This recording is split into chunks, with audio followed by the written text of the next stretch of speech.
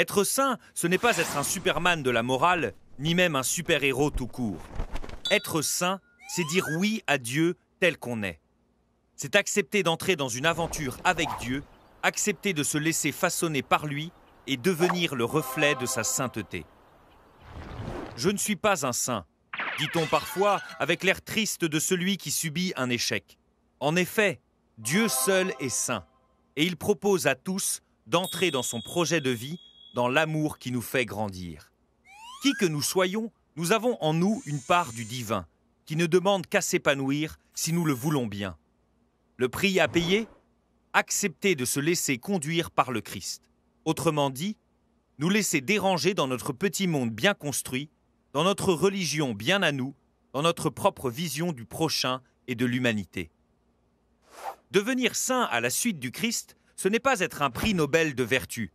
C'est accepter de cheminer avec lui vers un amour plus vrai, plus profond.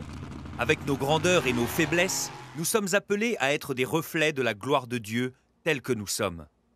Être saint, c'est faire confiance au Christ, qui sollicite ce qu'il y a de meilleur en nous pour construire un monde plus juste, plus humain. La sainteté est le but d'un développement normal de notre vie chrétienne.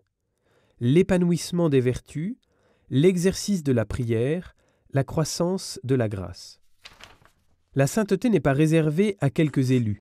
Elle est un appel pour tout homme.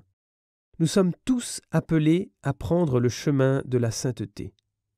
Bon, cela veut dire qu'il faut être vertueux, prier et croître dans la grâce. Ouf, cela a l'air bien pénible.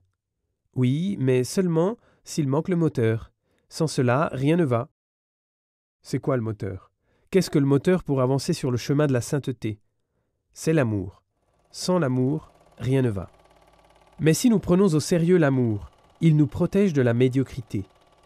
Car l'amour ne demande jamais juste ce qui suffit ou ce qui convient. Non, il possède une mesure particulière. Nous pouvons le comprendre en prenant cet exemple. Deux amoureux sont assis sur un banc et ils se parlent.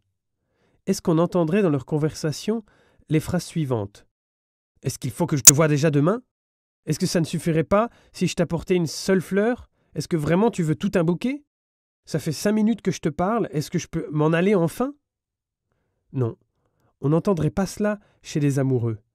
Car l'amour ne cherche pas le minimum, il ne cherche pas ce qui suffit tout juste. L'amour veut la plénitude, il veut le meilleur pour l'autre, il veut faire plaisir à l'autre, il ne met pas de limite. Et en cela, nous voyons pourquoi l'amour doit être le noyau de la morale chrétienne et de la foi chrétienne. Dans ma relation avec Dieu, tant que je pose la question « Dois-je aller vraiment chaque dimanche à l'église ?» ou « Est-ce que vraiment il faut que je prenne du temps pour la prière ?» j'ai un problème, mais certainement pas une relation vivante avec Dieu. Pourtant, nous sommes tous appelés à une relation vivante avec Dieu. Celui qui aime va garder les commandements en vérité. Celui qui aime se demande ce que Dieu veut dans sa vie. Celui qui aime va essayer de répondre à l'amour que Dieu a pour chacun d'entre nous. L'amour est sans repos jusqu'à ce que nous soyons en pleine communion avec Dieu. Il est le moteur qui nous mène de la médiocrité à la sainteté. Chaque chrétien qui ne veut pas juste en avoir le nom veut devenir un saint. Il sait bien qu'il est faible et pécheur, mais il ne s'en contentera jamais. Il ne dira jamais que la médiocrité lui suffit.